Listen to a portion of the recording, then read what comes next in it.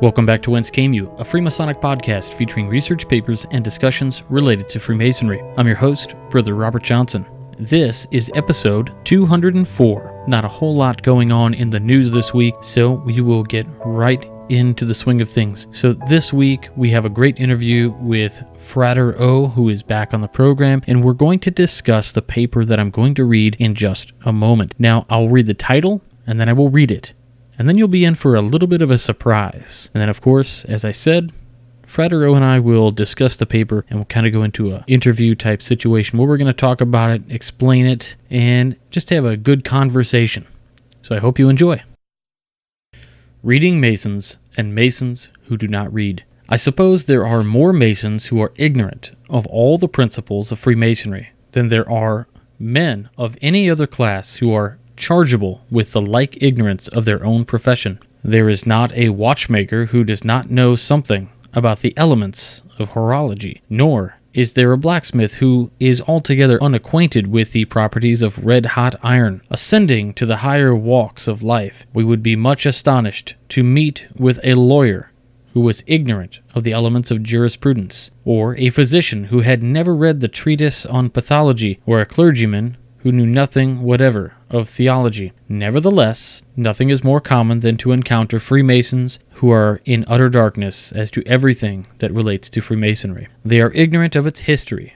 They know not whether it is a mushroom production of today, or whether it goes back to remote ages for its origin. They have no comprehension of the esoteric meaning of its symbols or its ceremonies, and are hardly at home in its modes of recognition. And yet nothing is more common than to find such socialists in the possession of high degrees and sometimes honored with elevated affairs in the order, present at the meetings of lodges and chapters, intermeddling with proceedings, taking an active part in all discussions, and pertinaciously maintaining heterodox opinions in opposition to judgment of brethren of far greater knowledge. Why, it may well be asked, should such things be? Why in Masonry alone should there be such ignorance and such presumption? If I ask a cobbler to make me a pair of boots, he tells me that he only mends and patches, and that he has not learned the higher branches of his craft, and then he honestly declines the offered job. If I request a watchmaker to construct a mainspring for my chronometer, he answers that he cannot do it, that he has never learned how to make mainsprings, which belongs to a higher branch of the business, that if I will bring him a spring ready-made, he will insert it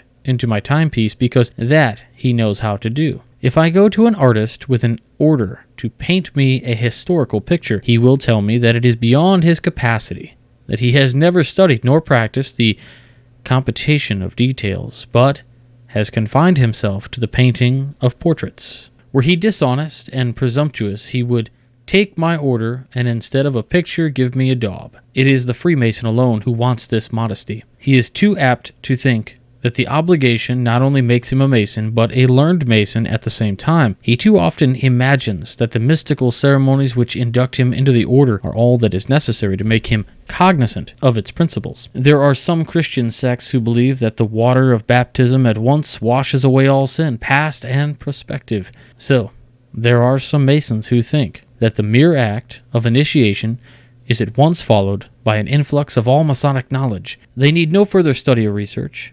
All they require to know has already been received by a sort of intuitive process. The great body of Masons may be divided into three classes. The first consists of those who made their application for initiation not from a desire for knowledge, but from the accidental motive, not always honorable. Such men have been led to seek reception either because it was likely, in their opinion, to facilitate their business operations, or to advance their political prospects, or in some other way to personally benefit them. In the commencement of a war, hundreds flock to lodges in the hope of obtaining the quote-unquote mystic sign, which will be of service in the hour of danger. Their object having been attained or having failed to attain it, these men become indifferent and in time fall into the rank of the non-affiliates. Of such Masons there is no hope. They are dead trees having no promise of fruit. Let them pass as utterly worthless and incapable of improvement. There is a second class consisting of men who are the moral and Masonic antipodes of the first. These make their application for admission, being prompted as the ritual requires by a favorable opinion conceived of the institution and a desire of knowledge. As soon as they are initiated, they see in the ceremonies through which they have passed a philosophical meaning worthy of the trouble of inquiry. They devote themselves to this inquiry, they obtain Masonic books, they read Masonic periodicals, and they converse with well-informed brethren. They make themselves acquainted with the history of the association. They investigate its origin and its ultimate design. They explore the hidden sense of its symbols, and they acquire the interpretation. Such Masons are always useful and honorable members of the order, and very frequently they become its shining lights. Their lamps burn for the enlightenment of others, and to them the institution is indebted for whatever of an elevated position it has attained. For them, this article is not written.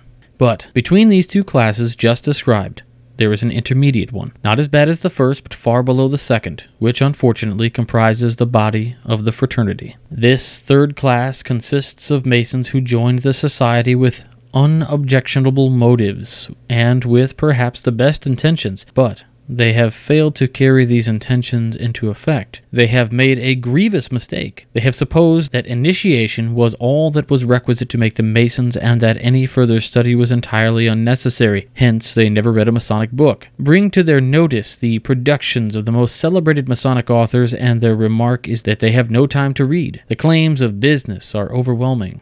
Show them a Masonic journal of recognized reputation, and ask them to subscribe. Their answer is that they cannot afford it. The times are hard and money is scarce.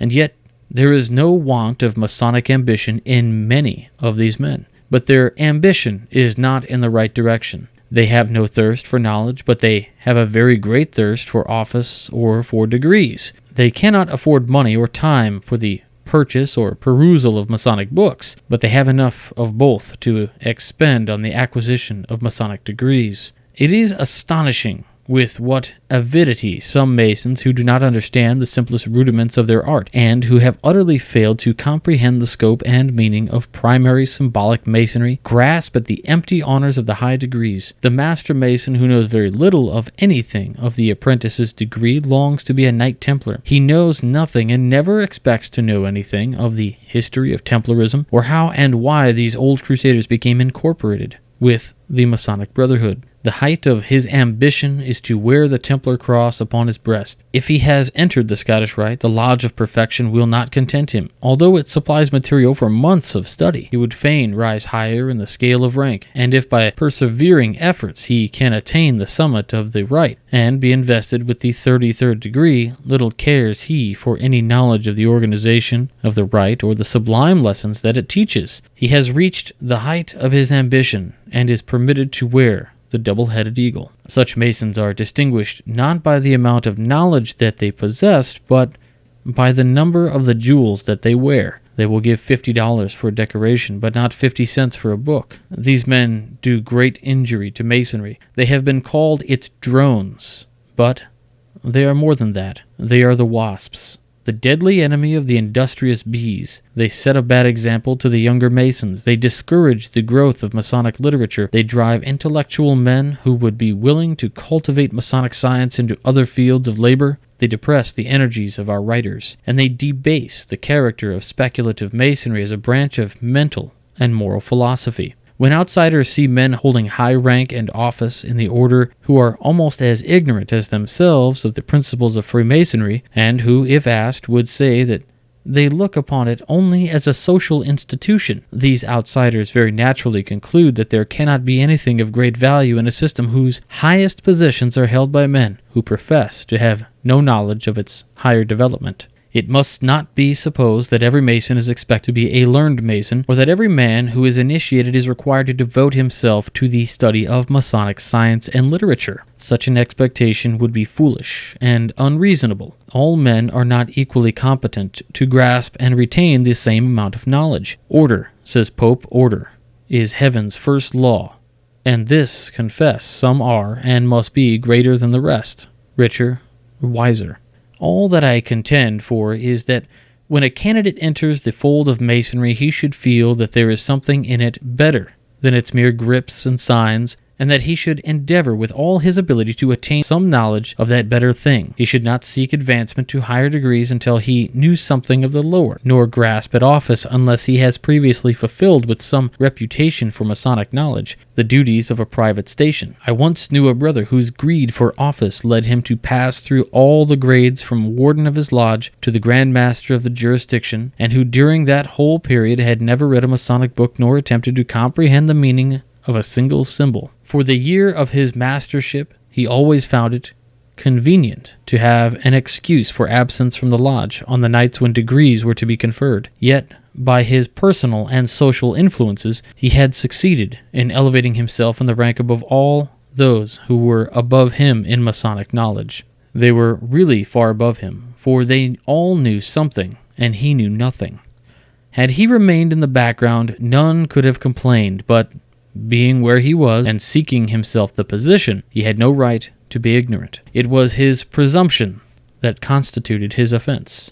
A more striking example is the following. A few years ago, while editing a Masonic periodical, I received a letter from the Grand Lecturer of a certain Grand Lodge who had been a subscriber, but who desired to discontinue his subscription. In assigning his reason, he said, the author of this paper states that a copy of the letter he is referring to is before him. Quote, "Although the work contains much valuable information, I shall have no time to read, as I shall devote the whole of the present year to teaching." End quote. I cannot but imagine what a teacher such a man must have been, and what pupils he must have instructed. This article is longer than I intended it to be, but I feel the importance of the subject. There are in the United States more than 400,000 affiliated Masons. How many of these are readers? 1/2 or even 1/10? If only 1/4 of the men who are in the order would read a little about it, and not depend for all they know of it on their visits to their lodges, they would entertain more elevated notions of its character. Through their sympathy, scholars would be encouraged to discuss its principles and to give to the public the results of their thoughts, and the good Masonic magazines would enjoy a prosperous existence. Now,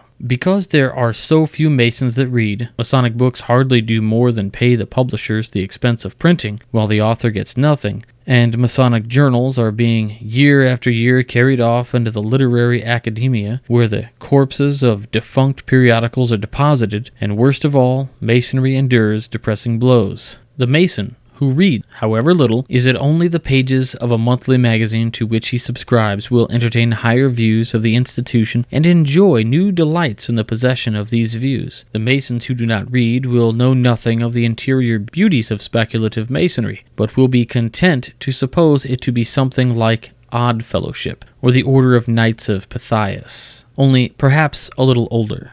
Such a Mason must be an indifferent one.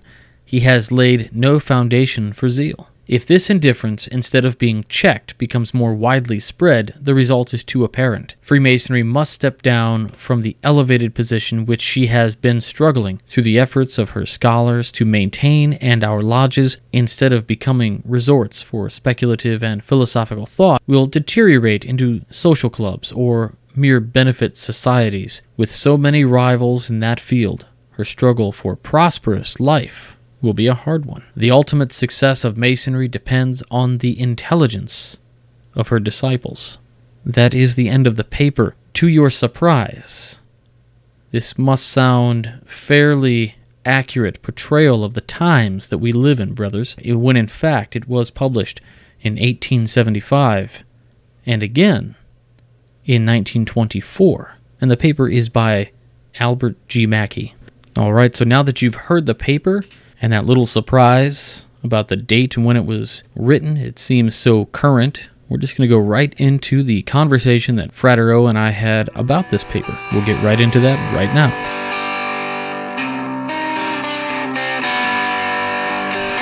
All right, everybody, we're back sitting down with Frater O, our good friend and brother, co-host of the show. And, we just read the paper on the show.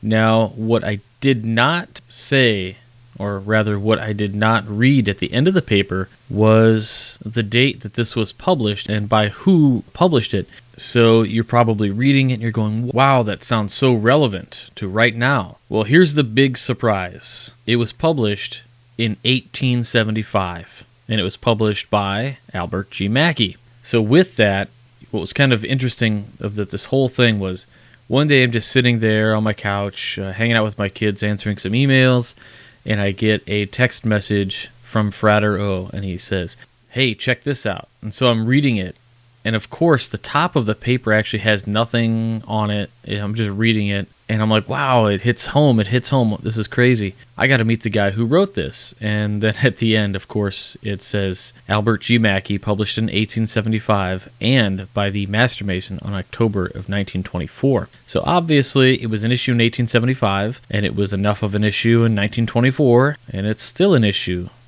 So I found that absolutely amazing. So Frater O, thanks for sending me the paper, and welcome. Oh, my pleasure. It's a conversation that needs to be brought up. I think that when you get into any subject whatsoever, if it's, you bring up in our conversations regarding math, if you don't do the simple foundation, if you don't do the simple reading of any subject that you're going to go into for a career field, or even if you're going into for a study field, if you don't get the foundation down, if you start reading further down the road, you're not going to have a better understanding and be pretty much upstream without any paddles and being in the middle of a huge lake or river, and you're going to be in choppy waters. It's really imperative the simple Mason really reads and understands and what's going on, because there's a lot of questions and there's a lot of people that have answers, but like we've talked about in the past, a lot of those answers are usually full of shit. Excuse my language. That's okay. We're going to bleep it out anyway. It's all good. I have bleep technology at WCY. We have that. We pay extra for that. It's ultimately great to, like you mentioned earlier, is to have that problem still existing today that was over 20 years? 100. Right. Yeah, like what about the craft perpetuates these problems that it's something that still comes up today? I mean, Mackey in this piece, he is by no means holding back. If this were somebody writing today and decided to publish this today under today's language, it would read much more harsh, I think, than most people would be used to. So in that context, thinking about when he wrote this, and if you put yourself in the shoes of a man in the 1800s, or rather 1875, harsh language, we're talking about statements that people would probably get in your face over. I mean, he says, "Why in masonry alone should there be such ignorance and so much presumption? If I ask a cobbler to make me a pair of boots, he tells me that he only mends and patches and that he has not learned the higher branches of his craft. And then he honestly declines the offered job." These are, I guess, almost polite ways of really yelling at the multitudes in the craft of essentially not doing the work. But you have an interesting story, and we were talking before we started recording. So Frater O and I were down in Washington, D.C. at the House of the Temple, and I was at a work-related training class, and Frater O had the day to himself. So he and Brother Jason Richards actually went to the House of the Temple to do some research and check it out. And so Frater O got to talking to Brother Brent S. Morris, and they got to talking about this paper a little bit. And some things came up about Albert G. Mackey that I thought were fascinating. And Frater O, if you want to kind of just enlighten the audience to that, it may explain a little bit of the intenseness of the paper. Well, the conversation was brought up that towards the later in his years, Mackey became very disenchanted with the craft, and there was theories proposed that he was bipolar. But before we kind of get into that, I just want to kind of go back and give a backstory for Albert G. Mackey. For those who don't know, he was a physician, educator in the medical field during the late 1700s to the early 1800s. He's from South Carolina, and he gave all kinds of lectures on the medical industry, anatomy, very well educated. During his time, he learned numerous different kinds of languages, from Greek, Latin, and Hebrew, and a few other languages under his belt, as well as he got deep into symbolism and Kabbalistic studies and Templarism, and very esoteric circles. He was really active in the Supreme Council, the ancient accepted the southern jurisdiction of the Scottish Rite. And during his time, he published some really great and amazing books. Masonic Biographies is a really good one. Symbolism of Freemasonry from 1882. Also the history of Freemasonry. But if you go into any lodge or any Grand Lodge, you can't help to find the Encyclopedia of Freemasonry, which is really deep and massive. He also wrote a book called The Mystic Tie. Also, The Principles of Masonic Law, that I believe I gave you a copy of, which is hard to find. I do. That is one of my prized possessions. It's actually, I have another one I think you got me, and it's Parliamentary Law of Freemasonry. That's something we could talk about in another episode, but everybody always goes, well, what do you do when you're at an impasse in lodge? And everybody goes, you refer back to Robert's Rules. And I go, no, you pull out a copy of this if you have it. That's a good book to have. Yeah. Because if you look at law systems, which can be another conversation down the road, the fundamentals of the law system comes from a lot of Masonic principles. And last but not least, you can't forget the Lexicon of Freemasonry, which is another great read that Mackey wrote as well. And so we're talking about someone who pretty much divested his whole life into the craft with research and symbolism. And if you get into his encyclopedia or symbolism books, it is just a treasure trove of books for the average Mason. Any question you ever have about a definition or something you see in lodge, you can always just pick up one of the books, and either the symbolism book or the encyclopedia. Usually they're pretty big, and there's numerous different volumes, and they're usually, a lot of lodges, they have not been upkept and they're falling apart. It's true. But always just pick it up and dive right in and go, that makes sense. So let me ask you this. I mean, do you think that his frustrations in later in life, I mean, if you were going to invest all of your time and energy in Masonry for years, writing papers and writing these books that have all of the answers to the questions that, I mean, let's face it. I mean, the guy was probably somewhat of a Masonic celebrity in his day. He probably goes to speak at a lodge or something, and somebody asks him a question. And the questions probably get old after a while, And that's something that's in the paper, actually. He says, they have made a grievous mistake. They have supposed that initiation was all that was requisite to make them Masons, and that any further study was entirely unnecessary. Hence, they never read a Masonic book. I mean, do you think he ever just kind of threw his papers in the air and was like, I've talked about this several times in my books. Why don't you just go read? Kind of lead to the disenchantment. Hey, listen, I love this thing, but these whippersnappers, these youngsters of today, they're not even reading. What's going on? It's the same thing, like the law of diminishing returns always comes forward throughout history, regardless of it's governmental levels or religious levels or even organizational or corporate levels or even family levels. And so I can see that playing consistently part in Masonry over. So absolutely, his frustrations are with things like myself or you, or I think a lot of other brothers who are into these topics probably feel the same way. It's interesting. I listen to a lot of guys talk about how much they love Albert Mackey and these kind of things. And to go back to the conversation between Jason and yourself, Brent Morris, who's talked about being disenchanted with the craft, and speculation that in his later years, or for the rest, in his life, that Albert Mackey may have been bipolar. That's an interesting topic, and thank you for digressing me back to that area. Oh, it's okay. Conversation. I wanted to touch on it because I feel like, as a physician and a brother who is so celebrated in the craft about the things he's written, a statement or a theory to his mental state perhaps should be discussed a little bit. People can be misdiagnosed for bipolar all the time. I mean, if they get agitated, sure, or if they're really passionate about a subject and they bounce back another way, and which is pretty clear here, which you just covered. And I would like to say he wasn't. He was a very passionate person, like you talked about, and he just got really upset with just getting tired of the same dog and pony show all the time and telling everyone where to look, pretty much pointing to exactly where to look and how to get there. But people consistently want to search externally and find more answers. Right, yeah. It's all about not getting... Let me just ask you the question rather than go out and read it. Yeah, like, what do you mean? I have to go inside. Why can't I take a pill? Why can't I read a book? Why can't I watch a TV show. Like, why can't I download an app? Why can't I do that? Can I buy it? Let me give you my credit card.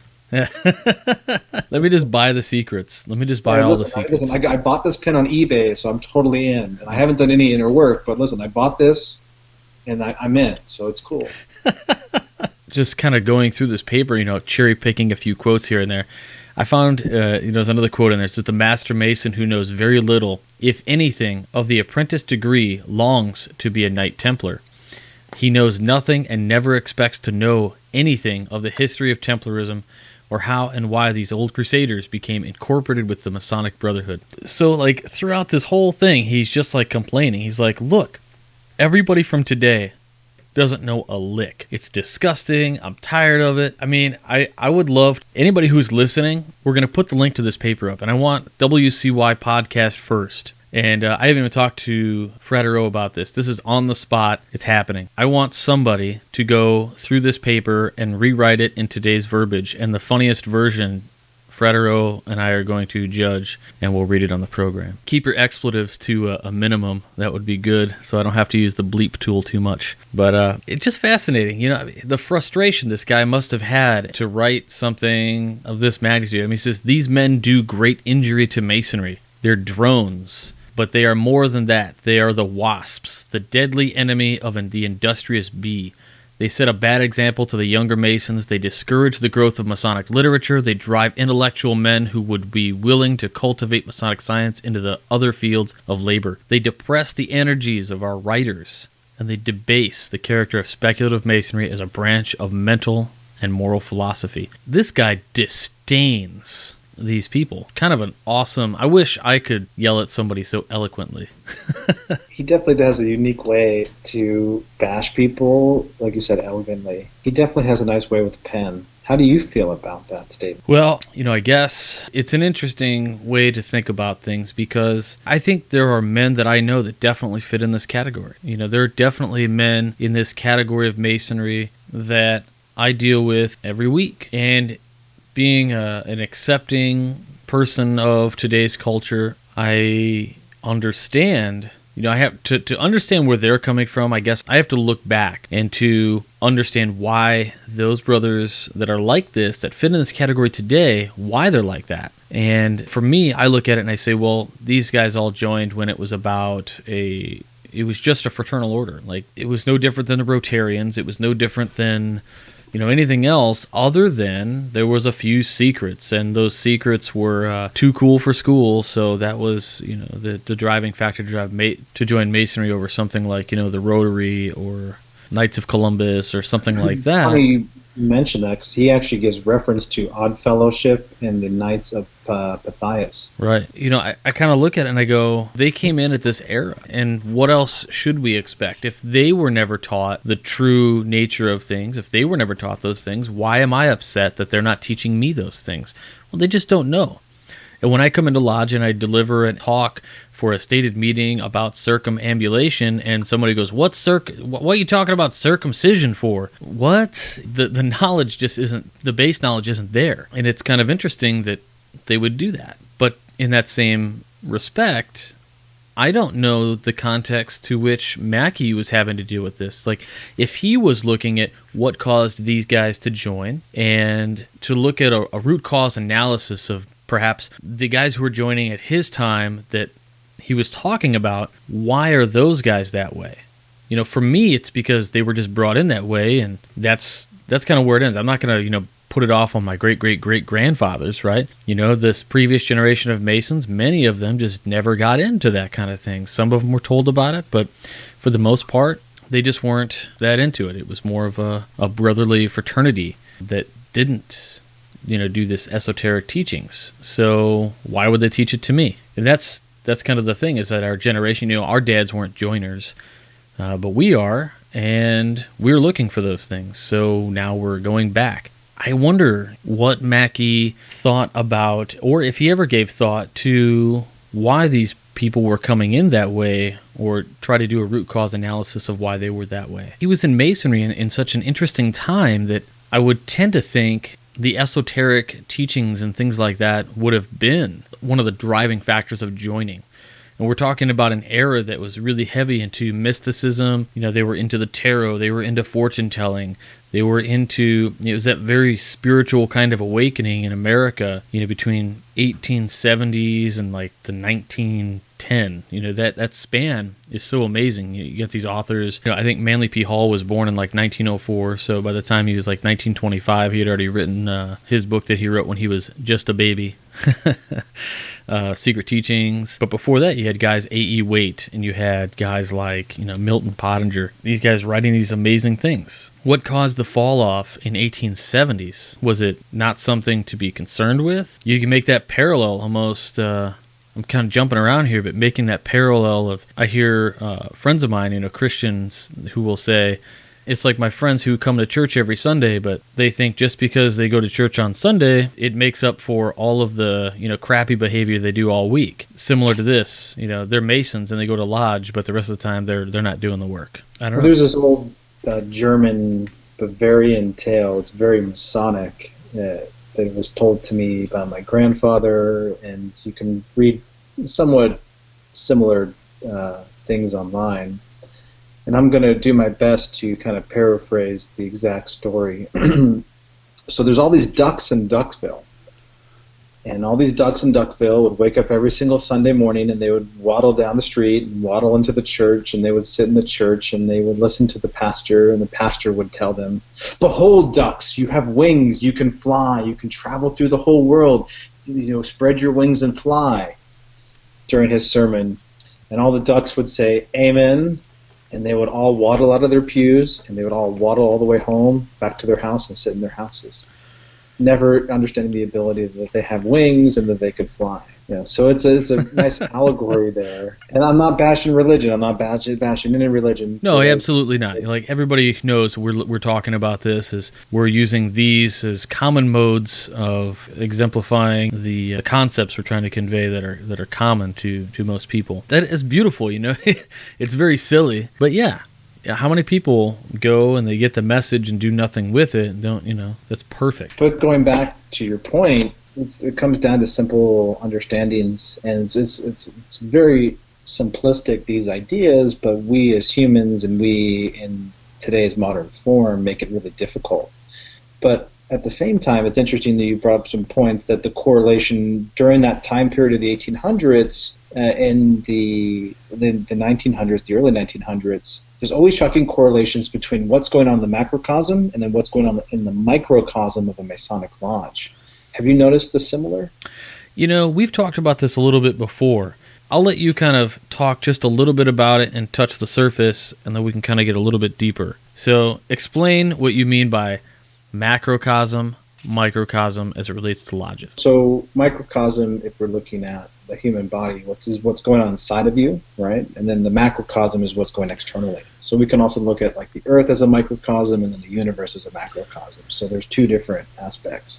Same thing with the lodge. What's going on internally is the microcosm, and then what's going on externally of the lodge, outside in the world around, is the macrocosm. So the people's interests in the time is really cultivating the atmosphere in the lodge. So if the general populace is getting very spiritual and they're finding things like the tarot, or they're really into kind of these new age topic type stuff, that just might translate into lodge work. What's interesting is you look at the high society of the day in the late 1800s, early 1900s, and you look at places like New York and San Francisco and Chicago and Boston, all these affluent cities that people know. They're also well known for having a lodge that was host to some Masonic rock star of the day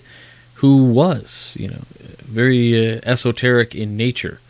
And that must be in the correlation with the micro and macrocosm, like the social norms of the day, whatever people are into, kind of translating into the lodge. And what's interesting about that same sentiment is you can see that same pattern like in the 50s and 60s when the United States was into patriotism and serving your country, that really translated into the lodge.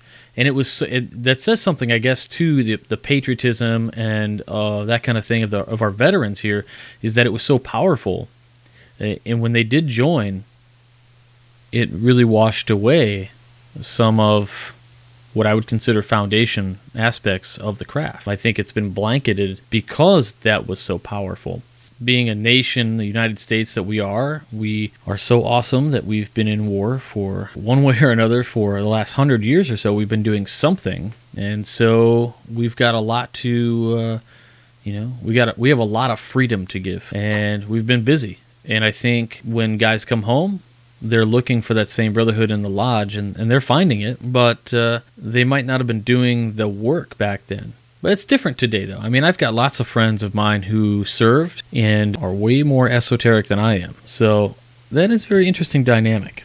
Well, I think, with everyone, it's their own process of where they are, and you don't really need to be in a Masonic lodge to be very esoteric. And I'm sure that's going to be a hard pill for a lot of people listening to swallow, but I mean, anyone can be doing the work regardless of wherever you are geographically in the world.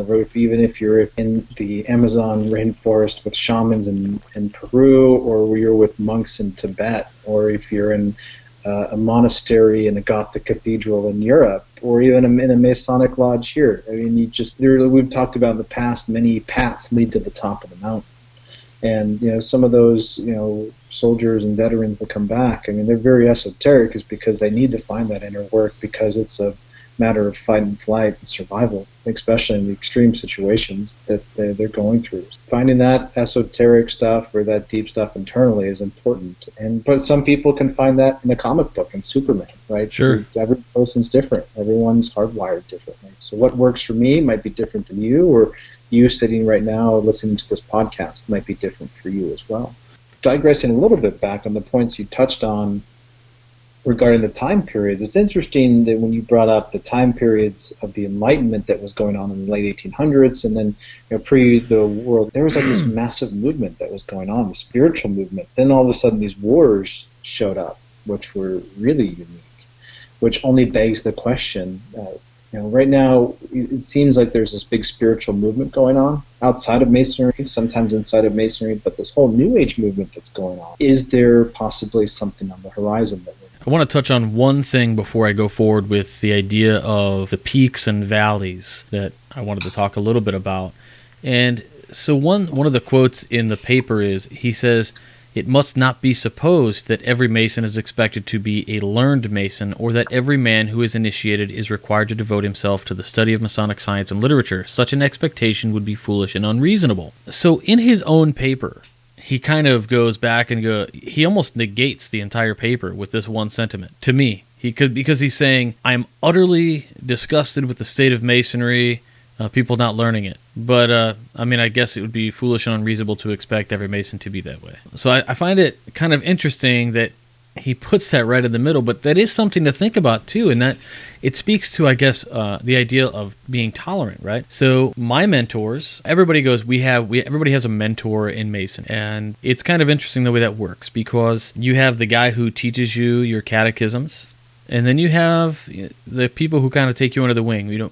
It would be, I think, foolish and irresponsible, to use the same words, to assume that everybody has the same, only one Masonic mentor, when in fact I think most of us have several Masonic mentors. I've got several myself, and some are esoteric, some are not. Some are just veterans who tell me amazing stories, and I take those to heart, and I think about those stories before I act on situations. That's kind of what being a mentor is. But to expect every Mason and to expect your mentors to also be of the same mind as you might be foolish and unreasonable. It kind of speaks to what you should be as a Mason, as tolerant, and to understand that, yes, we are still all on the level. We are all still Masons, and just because they're not a learned Mason or they haven't devoted themselves to the study of Masonic sciences and literature doesn't take away from them being good brothers. Now, going forward and kind of talking about what's on the horizon of Masonry, you talk about these New Age kind of things, and you can just go on YouTube any day, anytime, and you can type in any subject. There's all kinds of these New Age, holistic conventions going on where speakers come up and they talk to stuff and they sell their books. It's like Shirley MacLaine heaven. And, whether that's your bag or not, that's totally cool. I think she's got some interesting points. The whole New Age movement is really interesting to me. I think is a lot of good stuff going on there under a new name. It's repackaged old material, but perhaps that new packaging is required to gain the interest in the people. There's so many people who are down these days, and they need something has to give them hope for, whether it's getting that new job, or perhaps it's as high of a priority as something like the idea of apotheosis. Whatever that is, it's just perhaps they need that. And this is something that's, like I said, the new packaging is coming through, and it might be enticing people to come into it. And what I find interesting is, if you look, and this is something Frater O and I have talked about in the past, is this kind of bowl shape. If you could imagine kind of a line and then like an omega symbol, right? It's a lot like a U with two lines on either end, and the line represents kind of the top of the mountain where the standard is, and we're living there for a while, and then things go into a decline. We go into the bowl, and we're scooping around the inside of it, and this is the progression of going into the darkness and coming back out into the light. And if you look at some studies, they show that mankind's, whatever you want to call it, consciousness or our perception of the moral law, things like equality, things like all of these things about acceptance, tolerance, equality, all of these things almost bringing you into the Star Trek realm of things where there's no money anymore. It's just barter trade. Hey, I'm a doctor. I'll heal you because you're sick, not because I need a paycheck. That kind of thing, this altruism that comes with this age of enlightenment, is this top line. And it showed where we are today. And what's interesting is, overwhelmingly, these studies show that we are on the cusp of the other side. We're no longer on the left side of the U, or down in the corner, or down at the pit at the bottom. We're actually on this upscoop coming out of the bowl, which is very interesting to me. It's this pattern of perhaps this is a new horizon. There was an anecdote told to me by a brother who is George Washington impersonator, and he's the official impersonator for Mount Vernon. And he tells this story to lodges, and he talks about how one of the most important days moving into the independence movement, Ben Franklin was hobbling in his cane, and he was yelling at George Washington, and he was pointing at him with his cane, and George basically said, I don't know what you're talking about. What's going on? It's all this rabble-rousing going on around them, and he pointed to George's chair. He said, your chair.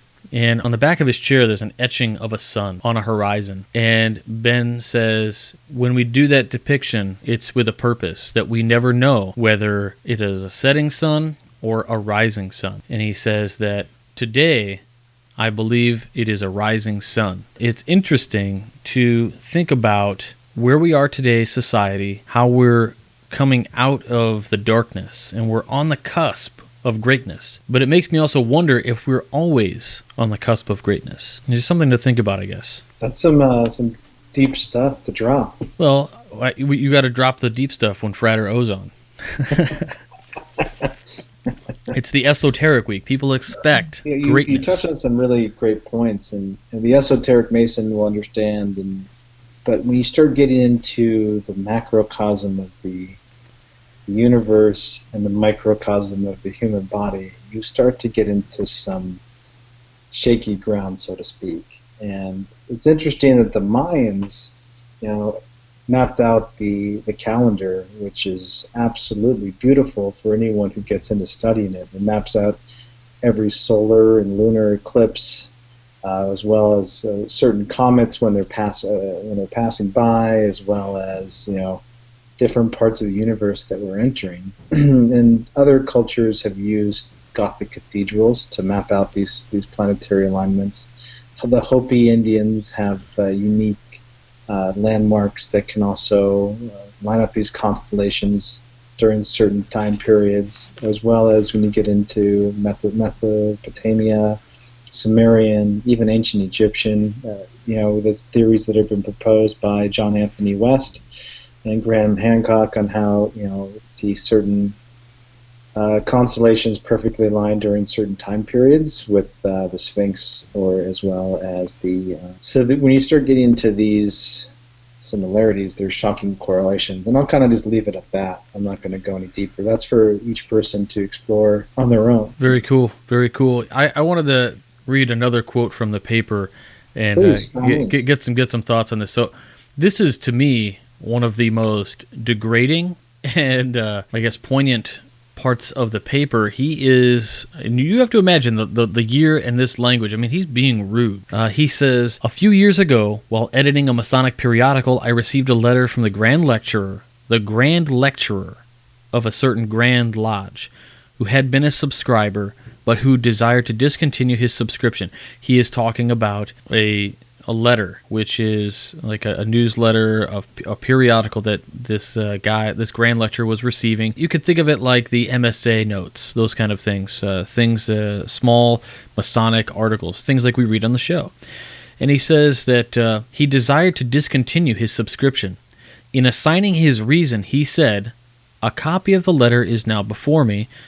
So he's reading this, quote, "Although the work contains much valuable information, I shall have no time to read, as I shall devote the whole of the present year to teaching," end quote. Mackey says, "I cannot but imagine what a teacher such a man must have been, and what pupils he must have instructed." Clearly, he's digging at this teacher, saying, "You don't even have time to read? You must be a horrible teacher." He is deeply perturbed in this piece. And again, anybody who's listening and who's read the paper and listened to the paper that we just read this, if you're listening to the podcast, I would really enjoy commentary, thoughts. If you want to copy this, we'll have it in the PDF for the show. If you want to copy this and make some hot notes on the side, maybe we can put together a Google document with notes from all the listeners, and we can put side notes in, and we'll share it between Frater O, myself, and all of the listeners. It'll just be an open document for anybody to edit. Keep your passions circumscribed and within due bounds, guys. I don't want to have to ban any member for putting any obscene things into the document. But I think it would be really interesting to get some varied opinions on this. Frater O and I can talk about it all day, but that's just because if you believe in wavelengths, we're kind of on the same one. It would just be, I think, fun, interesting. We can have a good laugh too. I mean, jokes are not outside the bounds of this, but I think it would be interesting is to further tackle this. I mean, we're talking about a subject that, again, was an issue in 1870s, again, was an issue in the 1920s, and is still a constant issue today. Whether we're talking about our tolerance of accepting these kind of people into the craft, but this paper gives us a definite insight that we feel validated. Like, when I read this, I felt very validated to me, because I said, wow, these are feelings I've been having for so long, but I didn't want to be the jerk to write something. Because in today's society, right, like the people who are in the up and up in the fraternity might not be these kind of esoteric gentlemen. I mean, more often than not, the people that are not into this kind of thing are the guys who join for the fraternity, the brotherhood, and not the esoteric at all. To kind of bring up a subject, I mean, in New Zealand banned the term esoteric within the lodge rooms.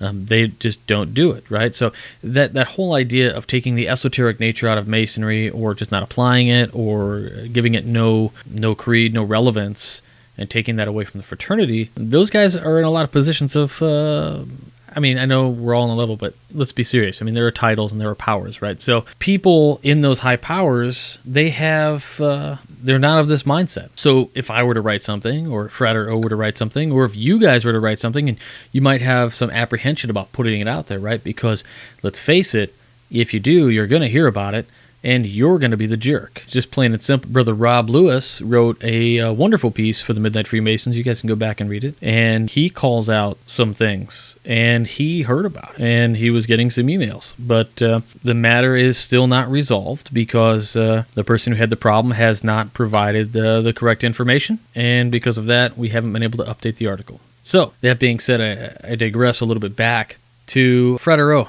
Thoughts, final thoughts? There's a great brother who we had the pleasure to sit down with when we were in D.C., who kind of takes an interesting take on that article in his own way. I'm not sure if he read the article or not, but Andrew Hammer, he wrote Observing the Craft, and he talks about in his book, and I'm paraphrasing, and I don't have it in front of me where I can't read and quote it, but the story of someone who's making a boat, and the craftsmanship and to make a boat to sail, the work that goes into it and the story that goes into it, and how important it is that the craft is done right, not that, oh, I'll do it tomorrow, or, oh, it's going to sail, but it actually has a few holes in it. And the ship being kind of masonry, or the teacher or the person that's presenting the work being the ship. And it's a really interesting take. And for those brothers who are looking for more information, his book's great. I would highly recommend it. He's a great person, too, and he's very feasible to reach out to as well as he gives some amazing lectures. And if he happens to be in your area, I would highly advise listening to what his presentation's about. I believe he still has some few dates left on his calendar period, and I think he's going to be in D.C., and he's also going to be coming up here in Pennsylvania here in the future. And digressing to your points of everything you covered, there's one question I didn't get a chance to ask you, which I'm going to massively digress back to the beginning. Oh, boy. Is Mackie, bipolar, your thoughts? You really didn't get a chance to give your opinion. Right. So Mackie being bipolar, my thoughts on that would be, I have been described by people, we've talked about this in the past, everybody has a time in their life that's very difficult, and you would describe it as a psychological episode. I had anxiety issues, but before that, people had described me as a book with a thin layer of dust on top, because once you scraped away the dust, there's a weird novel underneath, right? I'm an odd person. I'm a weird, some people call me a weirdo, whatever. But the idea is, what I'm trying to say is, what's bipolar to somebody is, I'm not discounting the idea that bipolar disorder exists or doesn't exist. I think there is perhaps a level of social norm. Then if you're not in that norm, you're outside the spec. Maybe you're bipolar. Maybe you're an introvert. Maybe you're an extrovert. I don't know. Maybe I'm not a doctor. For me, I would describe that I have had probably bipolar moments where my office right now is trashed, but there will be times where I'm running 10 minutes late, and I've been going all day getting everything done, and I can't leave the house until I scrub the top of the stove. So is that bipolar? I mean, I'm sure there's a doctor or two who listen to the program. We have these highs and these lows, and we ride the highs, right? When we're getting a lot of things done, and we don't want, and so bipolars tend to not want to take medications because they enjoy the high that they get from getting things done. The problem is that there's the lows. Is taking the medication worth not being as productive, right? Like, does that medication bring you down? Those kind of things. Digressing back to Mackie being a bipolar, I mean, maybe. You look at how he's somebody who's clearly busy. You're talking about a person who's written several Masonic volumes, who is probably speaking in engagement. He's a doctor, right? So he had money. I'm sure he was busy with doing that. Somebody who's constantly busy, and has an opinion on things, I'm sure that there are key points to their personality types that might just match whatever bipolar is. So if you want to call him bipolar, I mean, that's fine. I don't personally think he had anything wrong with him. He was, as you said, he was passionate. And sometimes, maybe he did write this at the end of his ending years. You look at that, but does that mean anything other than the fact that how many people do you know at the end of your life, they just don't give a crap anymore? Look, I'm tired of biting my tongue all the time. I'm tired of letting my pants fall to the floor. That's why I hike them up to just under my chest. I'm tired of all these things. It's time to be comfortable. It's time to be who you are, and really, I think if you circumscribe your desires and your passions, and as long as you're doing that, I think our listeners could take a lesson from this and get started now. Be comfortable. Don't hold back. Don't compromise, to the point of negating the whole purpose that you started something. Don't wait till the end of your life to just not give a crap what you say. You should definitely circumscribe your passions and keep them within due bounds, as we say. But I really do think that if you say what's on your mind when you want to say it, you need to. Waiting until the end of your life to publish something like this might not have been the smartest thing to do. However, we'd still be having this conversation today because it is still a problem. But would it be a problem if he had published it earlier in his career? Probably still be a problem, I guess. But digressing back to the question, is he bipolar? I don't think so. I think he was passionate. I think he had a lot to say, and he said it. Like I said, there were a couple parts in the paper that somewhat negate some of his points when he says he's discussing with all his people but it is foolish to think everybody can be learned or a book reader. It's almost to me like a diary entry is what it reads like. Those are kind of my final thoughts on it. You definitely hit some chords. There's greatness inside of everyone. It's up to you to unlock those abilities that are inside of you. And the working tools are great symbols to show you on how to unlock those. Oh, I'll touch on your point of getting into your personal story.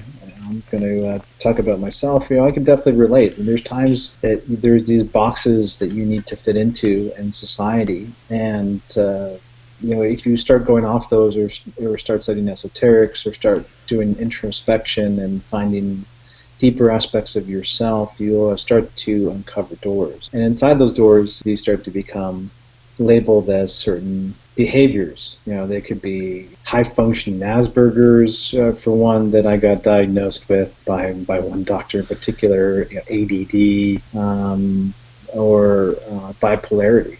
Right, so from going from hot to cold. So from going from one path to another extreme, which for some people that could be pretty extreme, but sometimes those extremes need to happen to find that even keel. You have to go from the darkness to the light, right? Because if you don't understand darkness, you cannot appreciate the light. So finding that polarity aspect is really, really important, and finding that centeredness. So you have to go off kilter. You have to dive in deep end to find the shallow end, right? So personally speaking, there was times where I thought I was bipolar, and that wasn't the case at all.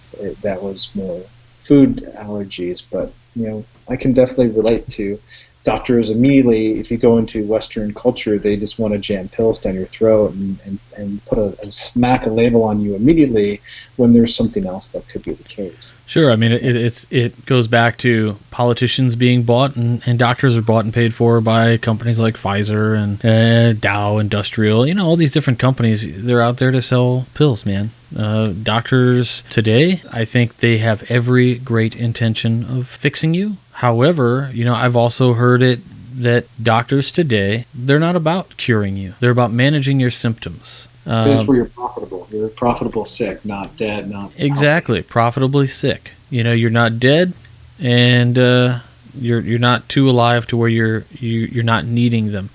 A healthy person is great, but to quote my dentist, I love when kids drink water from a bottle because there's no fluoride in it, and a no fluoride means that they get cavities and he gets money. So literally that's what my doctor told me, or my dentist. He said, it's like, yeah, man, bottled water is great for dentistry because there's no fluoride in it, and nobody drinks fluoride, everybody gets cavities, baby. It's profitable, and it goes both ways. It's in every aspect of everything in your life. This is a world that needs and runs on capital. Whether again, it's almost a conspiracy episode, but it is, and it's up to you. I mean, I'm not saying don't take your medicine by any means. There was a time where I needed the medicine to help cope. Several years ago, they put you on anti-anxiety medicines and these kind of things, and without those things, it was scary. You slowly learn to manage symptoms and to not need the medications, and to get to a place for myself. Anyway, this is me personally speaking. I can't speak for everybody else. And the same with Frater O, is we did certain things for ourselves that slowly managed our symptoms to get into a point of mental health. And I think that we are there now. But as with anything, it's a constant upkeep. We have to constantly monitor things that we do, especially in today's culture where anything you want is available at any given time. So it's very easy to fall off the train. But if you fall off the train every once in a while, totally okay, especially if you were never on it to begin with. So that's that. But the relation, I want to kind of get esoteric and get into the allegory of King Solomon's temple pertaining to the human body, which we like to touch on. And if you start looking at the idea of King Solomon's temple being a human body, and then getting into the mind-body connection, which is so, so important. And if you start looking at the body having polarity, right? They're the right side and the left side. The science has come forward and says, yes, there is an aspect. Like, okay, if you're right-handed, usually that relates to you being more predominantly on the right side of your brain, so when you get into the aspect of the brain, We have the right side that's related to creativity, really the artist side and free thinker. And then we get to the left side, we get into analytics and logic and reasoning. And, when you start getting into yoga or different forms of stretching the body or getting into acupuncture or more into these Eastern medicines, you start finding that the correlation is there.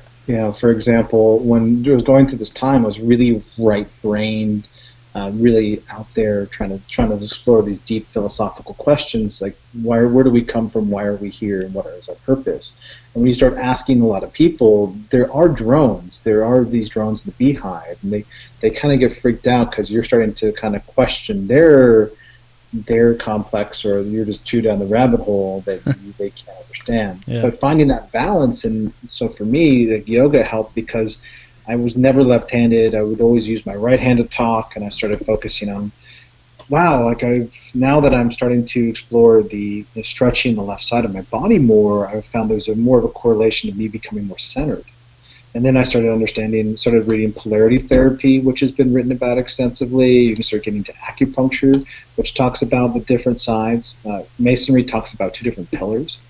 And then if you get into, the sun and the moon and polarity, or yin and yang, and soft, each system breaks down this consistent polarity, this positive or negative, or the male or female. And like they say, the right side of the body is related to female, the left side is related to male. So when you start getting into this mind-body connection, there's a big correlation, which Western science doesn't touch on. Western science starts focusing on the brain aspect and using chemicals to alter neuroconduct to SSI inhibitors and changing the way your brain fires. Now, I'm not a doctor. I don't have a PhD. I'm just a nerd who reads a lot of books and asks questions.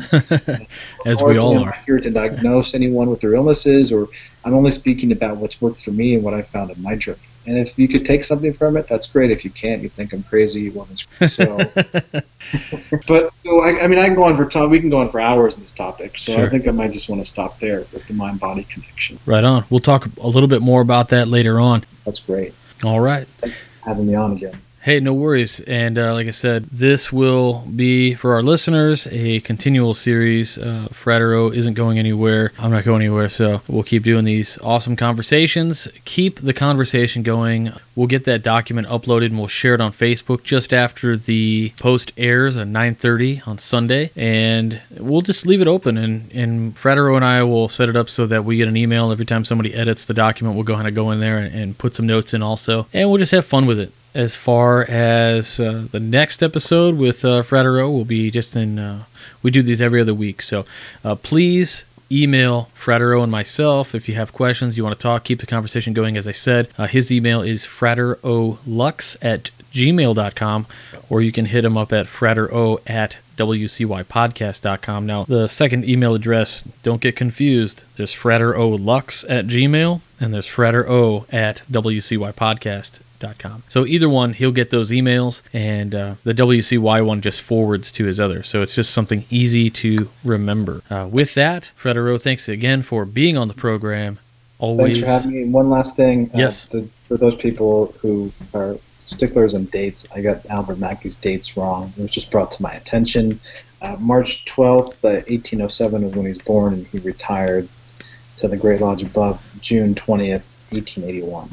So yeah, he wrote this paper 5, 6, 7 years before he passed away. Still pretty spry for 7 years before your death. Good stuff, Brother Al. Well, take care, bro.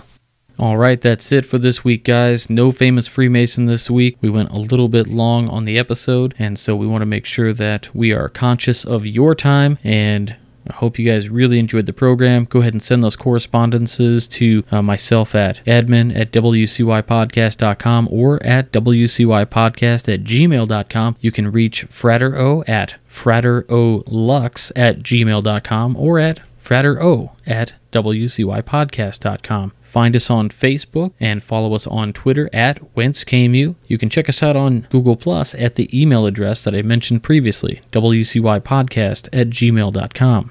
you're going to want to check out the Masonic Roundtable coming up this very week in just a couple days. It'll be episode number 76, and it is a doozy of a subject, co-Masonry in the United States. So if you want to hear a little bit about that, and there's going to be some interviews there on the show, or they're going to be joined by some co-Masons even. And so it should be a really fun episode, and we'll gain some insight on how they work and the politics, and perhaps gain a little bit better of an understanding about the co-Masons. Don't forget about the Midnight Freemasons, publishing 3 articles every single week, Mondays, Wednesdays, and Fridays. And with that, stay on the level, guys. Go read a book. For Whence Came You, I'm Robert Johnson.